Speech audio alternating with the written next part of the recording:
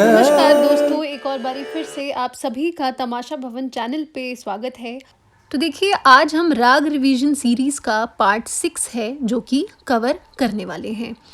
इस वीडियो के अंदर मैं आपको राग का जो प्रैक्टिकल एस्पेक्ट है वो भी बताने की कोशिश करूँगी और साथ ही साथ थ्योरी जो है वो भी मैं बताऊँगी।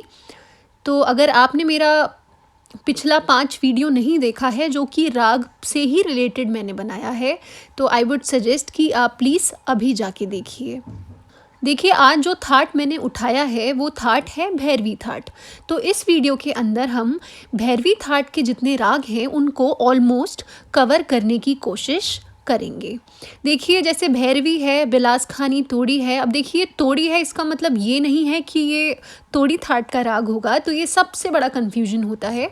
ठीक है, तो बिलासखानी तोड़ी है, कोमल ऋषभ आसावरी है, मालकौंस है, चंद्रकौंस है, जोग कौंस है और भूपाल तोड़ी है। तो ये कुछ राग मैं लेके आई हूँ जिसके बारे में आज हम इस वीडियो में चर्चा करेंगे। तो देखिए, सबसे पहला जो राग है वो है राग भैरवी। ठीक है, ये भैरवी थाट का ही राग है, आश्रय राग है। ठीक है, और इसको सदा सुहागिन राग भी बोला जाता है। जो भी हम विशेषता पढ़ेंगे तो मैं आपको बताऊंगी। देखिए, राग भैरवी जो है संपूर्ण जाति का राग है। इसका मतलब ये है कि इस राग में 7 के 7 स्वर लगते हैं। ठीक है, इसीलिए इसकी जाति क्या है, संपूर्ण है। इससे ये तो बात स्पष्ट हो गई है कि इस राग में कोई भी स्वर वर्जित नहीं है। ठीक है, अब देखिए, इसमें रे ग ध नी कोमल है। ठीक है, राग भैरवी में 12 स्वरों का प्रयोग भी होता है। इसका मतलब इसके अंदर पूरे मतलब शुद्ध और विकृत 7 शुद्ध और 5 विकृत स्वर को मिला के 12 के 12 स्वरों का प्रयोग इस राग के अंदर होता है। ठीक है, और इसी वजह से राग भैरवी में कभी भी ख्याल गायकी जो है वो आपको ज़्यादा सुनने को नहीं मिलेगी। राग भैरवी में ज़्यादातर आपको लाइट कॉम्पोजिशंस ही मिलेंगी। लाइट से मेरा मतलब है ठुमरी हो गया, दादरा हो गया, गज़ल्स हो गए, भजन है, इवन टप्पा जो है वो भी आपको राग भैरवी में सुनने को मिलेगा। पर ख्याल गायकी देखिए इस राग में नहीं होती है। ठीक है, तो जैसा कि देखिए, आरो अवरो बहुत ही सीधा सीधा है, सारे गामा पध नी सा सानी धप मगर ऐसा, जिसमें ऑब्वियसली रे ग ध नी जो है वो कोमल है। देखिए, समय क्या है, राग भैरवी को गाने का जो समय है वो है प्रातः काल। इसका मतलब ये संधि प्रकाश रागों में से एक है जो कि सुबह के 4 से 7 के बीच में कहीं गाया जाता है। ठीक है, इसका वादी स्वर क्या है, मध्यम है, और संवादी स्वर क्या है, षडज है। अब देखिए, राग भैरवी को कर्नाटक संगीत में किस नाम से बुलाते हैं, हनुमत तोड़ी के नाम से। तो हमेशा याद रखिए, इसकी मैं आपको ट्रिक बता रही हूँ। भैरवी वी है और तोड़ी। ठीक है, तो ऐसे आप याद रख सकते हो। कहीं ऐसा मत करना कि हनुमत तोड़ी को आप इंडियन के तोड़ी से मैच कर दो, वो बिल्कुल ही गलत है। ठीक है, भैरवी को साउथ इंडियन म्यूज़िक के अंदर हनुमत तोड़ी बोलते हैं। अब ये देखिए, इसका चलन है, मैंने यहाँ लिखा हुआ है, इसको मैं आपको गा के सुनाती हूँ।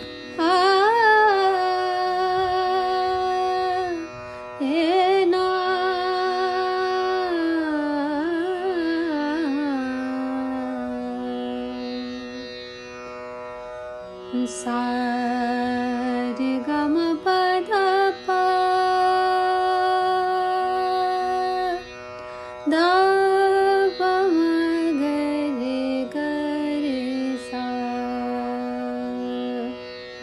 ग म प म ग म रे सा रे ग म रे सा प ध नि सा रे सा नि सा ध प रे नि सा ध प ग म ध नि सा ध प ग म ध प ध प म ग ग म प म ग म रे सा। तो जैसा कि आपने सुना, राग भैरवी में किस प्रकार कुछ फ्रेजेस हैं जो रिपीट मोड पे होते हैं, और जहाँ पे भी ये फ्रेज आ जाते हैं वहाँ से आप समझ जाइए कि वो राग भैरवी है। ठीक है, अब देखिए राग भैरवी की विशेषताएं हम देख लेते हैं। इवन बड़े बड़े सिंगर्स को भी देखा होगा, जब वो ख्याल, कोई भी ख्याल गाते हैं, ठीक है, उसके बाद जब वो अपना एंड करते हैं ना, तो भैरवी में ही कुछ गा के एंड करते हैं, चाहे ठुमरी है चाहे दादरा है। तो इसका मतलब यही यहाँ पे लिखा हुआ है कि महफिल की समाप्ति में ये राग जो है गाया या बजाया जाता है। देखिए इसकी प्रकृति कैसी है, चंचल है, और इसी वजह से इसमें ख्याल जो है वो नहीं गाए जाते हैं। क्या गाया जाता है, ठुमरियाँ, भजन, भजन भजन डबल हो गया, ये टप्पा है, ठीक है, गज़ल आदि प्रकार जो हैं वो गाए जाते हैं। सेम देखिए वही बात मैंने यहाँ लिखी है कि 12 स्वरों का स्वतंत्र रूप से प्रयोग करने का जो चलन है राग भैरवी में, वो कहीं ना कहीं बढ़ गया है। ठीक है, कहीं ना कहीं दूसरे रागों को भी इस राग में दिखा दिया जाता होगा। ठीक है, और ऐसा देखिए ठुमरियों में ही होता है या दादरा में होता है। ख्याल में तो हम तो कुछ नियम होते हैं ख्याल गायकी में, तो जिसका आपको पालन करना ही होता है। ठीक है, ये आश्रय राग है क्योंकि इसके थाट पे ही इस राग का नामकरण जो है वो हुआ है। ठीक है, मध्यकालीन ग्रंथों में इसे भैरव राग की रागिनी कहा जाता था। ये बहुत इंपॉर्टेंट पॉइंट है, इसको आप ध्यान से नोट कीजिए। प्रातःकाल संधि प्रकाश राग है और ये सदा सुहागिन राग है, ऐसा बोला जाता है। ओके, तो चलिए अब नेक्स्ट राग देखते हैं। नेक्स्ट राग जो है वो है हमारा राग मालकौंस।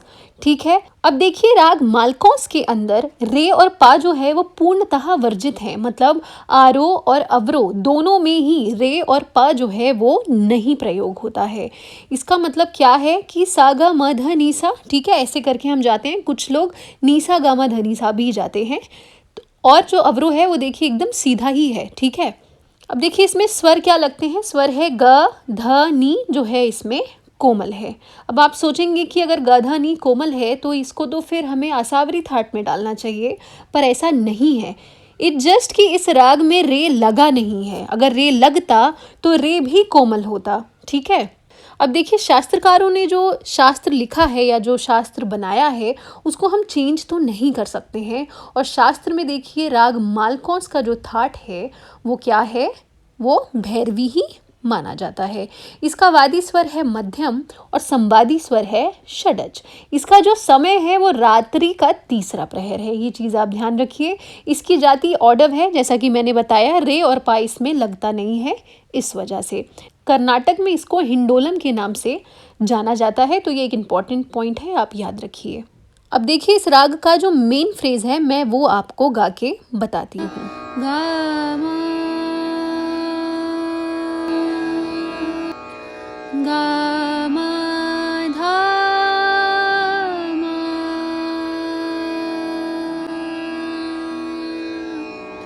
गा मा नी धा मा गा मा गा सा गा गा सा नी सा ध नी सा ध नी सा गा मा सा गा मा गा मा गा सा नी ध नी सा। तो जैसा कि आपने सुना, आई होप आपको क्लियर हुआ होगा कि राग मालकौंस है क्या। राग मालकौंस के अंदर ये जो धामा वाली जो संगति यूज हो रही है ये बहुत ही महत्वपूर्ण है। अब देखिए राग मालकौंस का ही एक मिलता जुलता राग, मतलब समप्रकृतिक राग जो है वो है चंद्रकौंस। ठीक है, धामा संगति इसमें बार बार प्रयोग हो रही है, जिसको कौंस संगति बोला जाता है। शास्त्र के अनुसार जो है इस राग का जो नेचर है, मतलब प्रकृति है, वो क्या है, गंभीर है। अभी चलिए अब हम ये चंद्रकौंस राग भी अभी के अभी देख लेते हैं, क्योंकि ये भी भैरवी थाट का राग है। ठीक है, तो देखिए नेक्स्ट राग हमारा है राग चंद्रकौंस। अब देखिए राग मालकौंस, जैसे कि अभी मैंने आपको बताया, अगर आप राग मालकौंस के अंदर नी जो है वो शुद्ध कर दोगे तो वो कौन सा राग बन जाएगा, राग चंद्रकौंस बन जाएगा। वही सेम चीज़ देखिए मैंने यहाँ लिखी है कि इसमें ग और धा ही जो स्वर हैं वो कोमल हैं। ठीक है, इसका समय क्या है, रात्रि का तीसरा प्रहर है। वर्जित स्वर, इसमें भी सेम रे और पा नहीं लगता, जैसे कि मालकोस में नहीं लगता है। जाति इसकी भी ऑडव है। न्यास के स्वर देखिए सा म और नी जो है उस पर भी न्यास होता है। ओके, वादी और संवादी स्वर वही है म और सा। ठीक है, अब देखिए आरो अवरो सेम एकदम सीधा ही है मालकोस की तरह, बस नी जो है वो इस राग में शुद्ध है। मतलब अगर आप राग मालकोस में नी शुद्ध कर देंगे तो हमें कौन सा राग मिल जाएगा, राग चंद्रकौंस मिल जाएगा। अभी इसका जो मेन फ्रेज है वो मैं आपको गा के बताती हूँ। गा मा ग सा ही ध नी सा ग सा। तो जैसा कि आपने सुना, आई होप आपको क्लियर हुआ होगा कि राग चंद्रकौंस का मेन फ्रेज क्या है। अब चलिए दूसरे राग की तरफ बढ़ते हैं जो कि है हमारा राग जोग कौंस। ठीक है, आप नाम से ही देख सकते हो कि ये राग जोग कौंस जो है वो एक स्वतंत्र राग नहीं है। इसका मतलब ये है कि इसमें बाकी रागों के कहीं ना कहीं अंग लगते हैं। वो बाकी राग कौन से हैं, देखिए एक तो जोग अंग है। ठीक है, जोग अगर आपने सीखा है तो आपको पता होगा, और चंद्र कौंस अंग भी इसमें लगता है। तो आप कहीं ना कहीं ये बोल सकते हो कि राग जोग कौंस में जोग अंग है, चंद्र कौंस अंग है, इवन तिलंग अंग भी जो है वो इस राग में देखने को मिलता है। अभी देखिए इसकी जो जाति है वो षाडव है। क्यों? क्योंकि राग जोग कौंस में रे जो है वो बिल्कुल भी नहीं लगता है, आपको ये ध्यान रखना है। और स्वर देखिए इसके अंदर दोनों नील है, मतलब कोमल नी भी है, शुद्ध नी भी है, और दोनों गा है, मतलब कोमल गा है और शुद्ध गा भी है, और साथ ही साथ कोमल धा तो है ही। अभी देखिए ये आरोवरो मैंने लिखा हुआ है यहाँ पे, इसका भी जो वादी स्वर है और संवादी स्वर है म और सा ही है। इसका समय क्या है, रात्रि का दूसरा या तीसरा प्रहर माना जाता है। ये कुछ गलत लिखा है, इसको आप काट सकते हो, आप इसको इग्नोर करिए। ओके, अभी देखिए ये आरोवरो मैंने यहाँ पे लिखा हुआ है। ठीक है, पर जब मैं आपको गा के बताऊंगी तो आपको थोड़ा ज़्यादा क्लियर होगा, तो मैं आपको गा के बताती हूँ।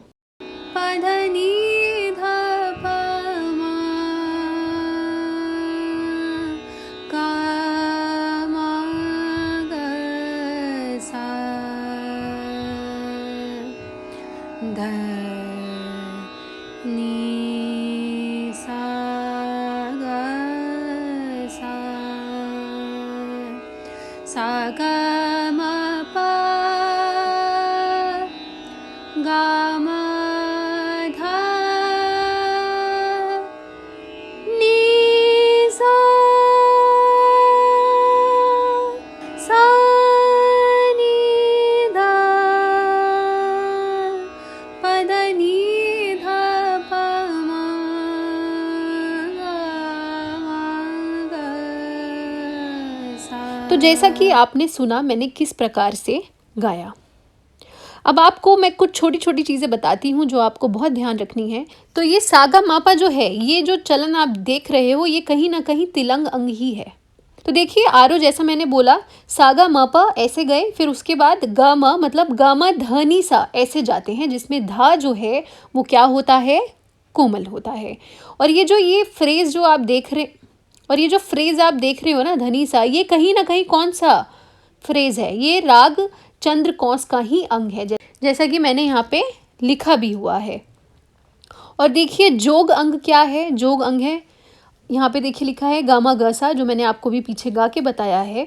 तो जोग अंग क्या है, गामा गसा, मतलब पहले शुद्ध गा फिर म देन कोमल गा, मतलब जोग अंग क्या है, जिसमें दोनों गा का जो प्रयोग है वो दिखा रहे हो आप, तो वो कौन सा अंग है, जोग अंग है। पर तरीका क्या होना चाहिए, ये ही होना चाहिए, समझ रहे हो। तो ये जोग अंग हो गया और ये चंद्रकौंस अंग हो गया। अब आप सोचेंगे कि जोग कौंस की अपनी क्या पहचान है, तो देखिए अपनी पहचान क्या है, वो है ये। ठीक है, जब हम एक विशेष रूप से निषाद, कोमल निषाद का जब हम प्रयोग करते हैं तो वो जोग कौंस की पहचान है। देखिए चंद्रकौंस तो मैंने आपको अभी बताया ही, जहाँ पे ये जो फ्रेज है ना, ये वाला फ्रेज भी जो है आप देखोगे ये सारा का सारा चंद्रकौंस ही है। तो आप कहीं ना कहीं एक तरीके से बोल सकते हो कि पूर्वांग में, तो कहीं ना कहीं आप ये बोल सकते हो कि राग जोग कौंस के पूर्वांग में जोग अंग है और उत्तरांग में कौन सा अंग है, चंद्रकौंस अंग है। जैसा कि देखिए इधर मैंने आपको अच्छे से अभी एक्सप्लेन कर ही दिया है, ठीक है। चलिए और इसकी विशेषता देखते हैं और इस राग के बारे में जानते हैं। अब आप सोचेंगे कि कोमल नी, शुद्ध नी या कोमल गा और शुद्ध गा में से कौन सा, मतलब कहाँ कैसे प्रयोग होगा। तो देखिए आपको हमेशा याद रखना है कि जो शुद्ध गा है वो ही इस राग में ज़्यादा प्रयोग होता है। मतलब शुद्ध गा और शुद्ध नी जो है वो ज़्यादा प्रयोग होता है, और कोमल नी और कोमल गा जो है वो एक विशेष ढंग से प्रयोग होता है। इसका मतलब क्या है कि देखिए, जैसा कि ये इसको हम कोमल कर देते हैं, ठीक है। तो देखिए कोमल नी का तो सबसे पहले अल्प प्रयोग है और विशेष ढंग से प्रयोग है। मतलब मैंने आपको गा के भी पीछे अभी बताया ना, ये फ्रेज जो है ये जोग कौंस का फ्रेज है, तो यहीं पे कोमल नी का जो प्रयोग है वो होता है। और कोमल गा कहाँ होता है, जोग अंग में होता है, जैसा कि मैंने यहाँ पे लिखा है। अदरवाइज कोमल गा का प्रयोग और कहीं आप नहीं देखेंगे। देखिए जैसे इधर भी हम सागा मापा गए तो देखिए शुद्ध है, ये भी शुद्ध है, ठीक है। और देखिए ये नी भी शुद्ध है, फिर आए तो भी नी शुद्ध है, ठीक है। पर बस ये एक जगह जो है, ये एक जगह जो है यहाँ पे बस हमने कोमल नी का प्रयोग किया है, ठीक है। और उसके बाद गामा गा सा, मतलब जो कि जोग अंग है उसके अंदर हमने कोमल गा का प्रयोग किया है। तो आप समझ जाइए राग जोग कौंस में भले ही दोनों नी दोनों गा लग रहे हैं पर बहुत कम लगते हैं। ज़्यादा प्रबल जो इस राग में स्वर अगर देखें, कंपैरिजन करें कोमल नी कोमल गा या शुद्ध नी शुद्ध गा में से कोई है तो वो क्या है, शुद्ध नी और शुद्ध गा ही है, ठीक है। तो ये चीज़ आपको ध्यान रखनी है। और ये राग जो है पंडित जगन्नाथ बुआ पुरोहित के द्वारा रचित किया गया है, जिनको गुनीदास भी बोलते हैं, ठीक है। तो ये भी एक इम्पॉर्टेंट पॉइंट है, क्वेश्चन में पूछा जा चुका है। तो आई होप आपको ये राग जो है वो क्लियर हुआ होगा। तो चलिए अब नेक्स्ट राग की तरफ बढ़ते हैं, जो कि है राग बिलास खानी तोड़ी। आपको ये चीज़ ध्यान रखनी है कि ये राग जो है तोड़ी थाट का राग नहीं है, ये भैरवी थाट का राग है। भले ही इसमें तोड़ी अंग लगता है, उसके बावजूद इस राग को तोड़ी थाट के अंदर ही रखा गया है। इसमें रे ग ध नी स्वर जो है कोमल है। अब देखिए वर्जित स्वर क्या है। आरों में आप जब देखोगे तो म और जो नी है वो वर्जित है, ठीक है। अवरों में जो है प वर्जित है। अब देखिए इसकी जाति को लेके ना थोड़ा सा मतभेद है। मतलब जाते समय तो देखिए ऑडव ही होना चाहिए, ऑडव ही है, पर अवरो मतलब आते समय में थोड़ा सा मतभेद है। देखिए कुछ लोग प जो है वो यूज़ कर लेते हैं अवरों में और कुछ लोग नहीं करते हैं, पर ज़्यादातर नहीं ही करते हैं। तो उस हिसाब से अगर देखेंगे तो ऑडव शाडव इसका जो वो है ना जाति होनी चाहिए, बट स्टिल मतभेद है, तो आप इसको मतभेद ही कंसिडर कीजिए। समय देखिए दिन का दूसरा प्रहर है, तोड़ी अंग का राग है, तो देखिए दिन के दूसरे प्रहर में गाया जाता है। वादी स्वर है ध, संवादी स्वर है ग, ठीक है। अभी देखिए आरो, देखिए मैंने यहाँ लिखा है ये सारे ग पर ध सा जाता है, ठीक है। हमेशा आपको ध्यान रखना है, जिसमें रे ग ध ऑब्वियसली कोमल है। और अवरो देखिए कुछ इस प्रकार है, और ये बहुत ही इंपॉर्टेंट फ्रेज है, ठीक है। बिलास खानी तोड़ी का ये एक बहुत इंपॉर्टेंट फ्रेज है जो आपको ध्यान रखना है, ओके। अब ये देखो रेगा रेसा, आपने अगर मेरा तोड़ी थाट वाला वीडियो देखा है तो आपको पता होगा कि ये फ्रेज जो है वो तोड़ी अंग का ये फ्रेज है, ठीक है। तो ये देखिए इसके कुछ मेन फ्रेजेस यहाँ पे लिखे हुए हैं, मैं आपको गा के बताती हूँ।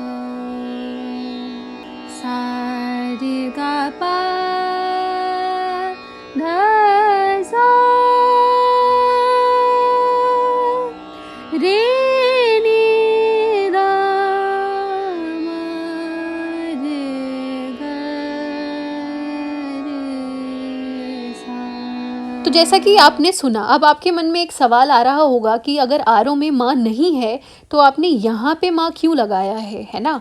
तो देखिए, इस प्रकार से भी इस राग में जो चलन है वो होता है। मतलब आप सारे गा मा प नहीं जा सकते हो, ठीक है, पर सारे गा म जा सकते हो। क्योंकि सारे गा मा प जाना ही नहीं है। क्यों नहीं जाना है? क्योंकि सारे गा प जाते हैं। अगर हम प की तरफ जा रहे हैं तो गा पा ही जाएंगे, गा मा प कभी नहीं जाते हैं।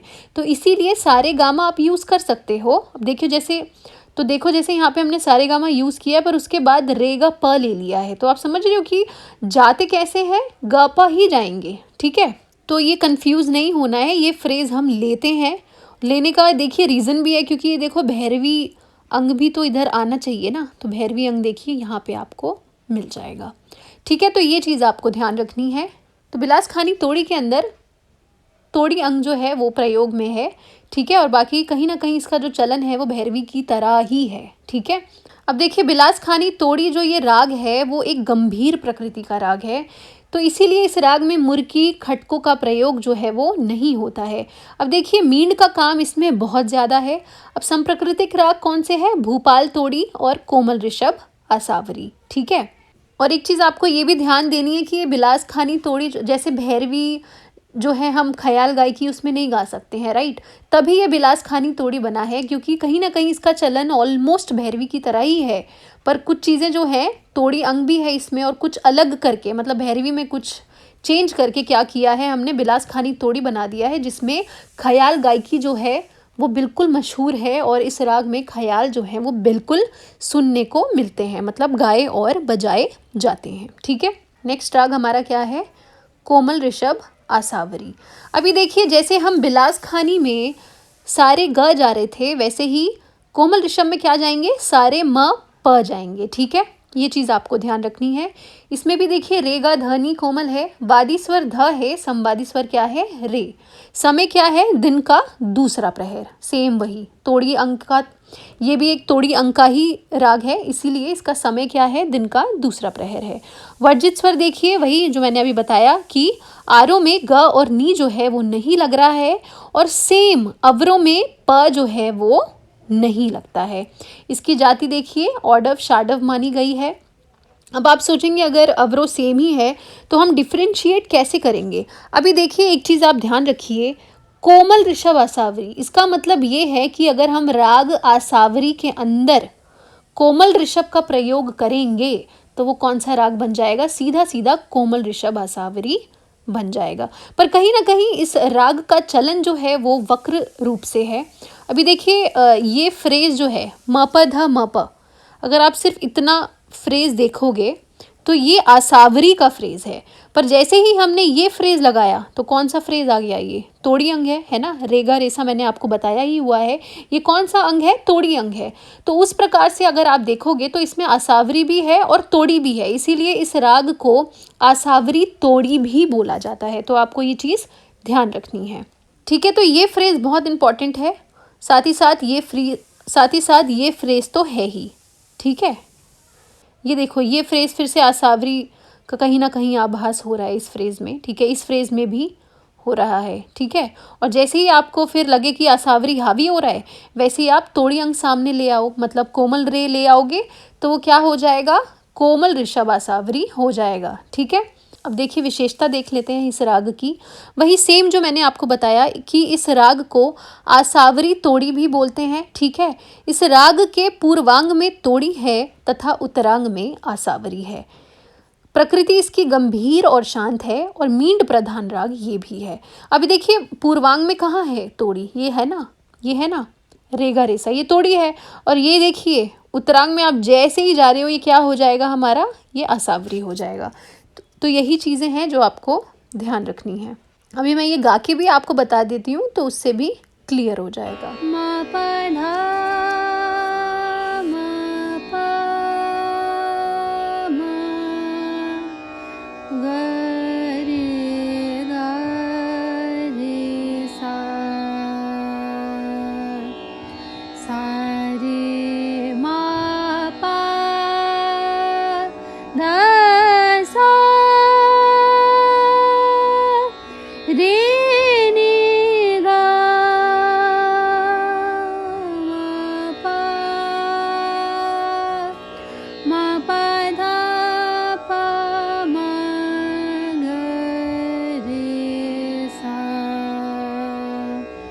तो आई होप आपको समझ में आया होगा।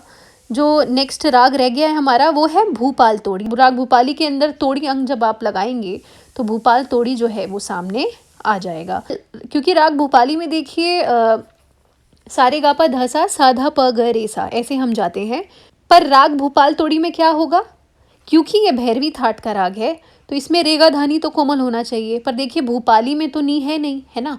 तो क्या होगा इसमें फिर रे गा ध कोमल हो जाएगा, समझे आप। तो जब आप राग भूपाली में रे गा ध कोमल कर देंगे और साथ ही साथ उसमें तोड़ी अंग जोड़ देंगे तो कौन सा राग सामने आएगा, राग भूपाल तोड़ी।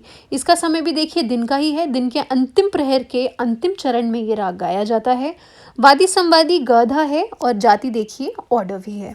So that's it for the video. Thank you so much for watching. अगर आपको मेरा कंटेंट अच्छा लगा है तो प्लीज़ मेरे चैनल को सब्सक्राइब कीजिए। अपना फीडबैक जो है वो कमेंट सेक्शन में ज़रूर दीजिए। वीडियो को लाइक कीजिए और अपने फ्रेंड्स के साथ ज़रूर शेयर कीजिए। Thank you.